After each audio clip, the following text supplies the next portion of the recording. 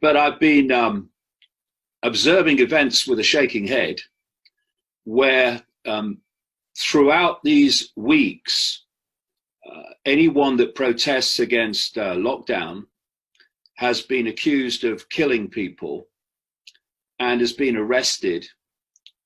And then suddenly you have people rioting.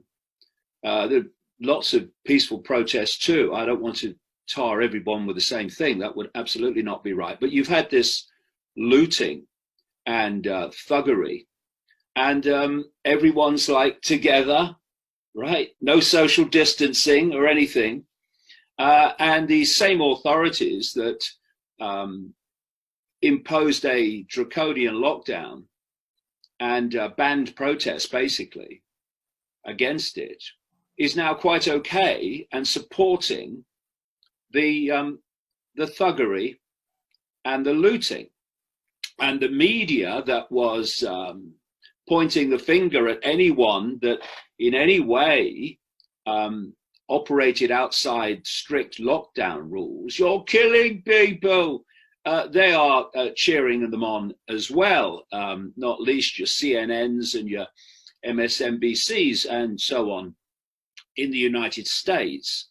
And I think the personification of the hypocrisy is Eric Garcetti, the Los Angeles mayor, who imposed in his arrogance and his fascism extremely strict lockdown rules on Los Angeles.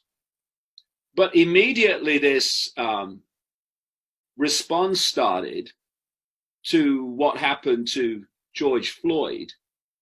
He is on his knees confessing to his white privilege, surrounded at very, very close quarters by a crowd of people. And you don't hear the same reaction about social distancing or danger of the virus when this rioting is going on. Why? Because what we're looking at is the next stage of a totalitarian tiptoe sequence in which the first of the lockdowns was only one part, one stage. And if you look, Gaz, at the common denominator of everything that happens, and certainly what has happened in current times, the common denominator is, does it serve the agenda or doesn't it? So the whole point of what is going on is dividing and ruling the population. So you have lockdown, which divides the population, certainly rules them. It's house arrest. You then have social distancing, where people have to be frightened of each other, and you have the division. And then you have the riots, which are about dividing and ruling on the grounds of, so we're told, race, but actually it's on the grounds of class. And I'll come to that. So the common denominator is not what's good for people or even what's good for health. It's what's good for this agenda of total human control. And so in the same period, the same week that these riots are going on and these protests with people very close to each other, and I have no problem with that for obvious reasons when I've talked about this virus over the months. But from the authorities' point of view, having these mass protests, the rioters on top of it, is really bad. The virus. But there's no condemnation of it. from the same authorities that have been arresting people for sitting on a bench for too long, nowhere near anyone else. Because it's what is the agenda that is driving this, not any common sense, not any protection of the population.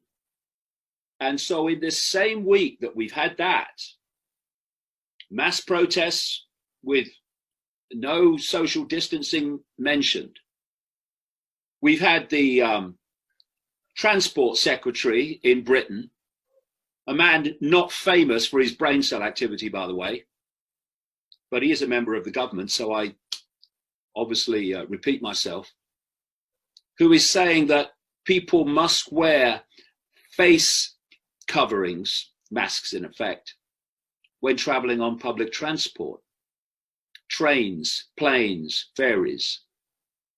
And that is nothing to do with health. It's another level of control and division where you cannot even have a face-to-face conversation with people because the masks are getting in the way.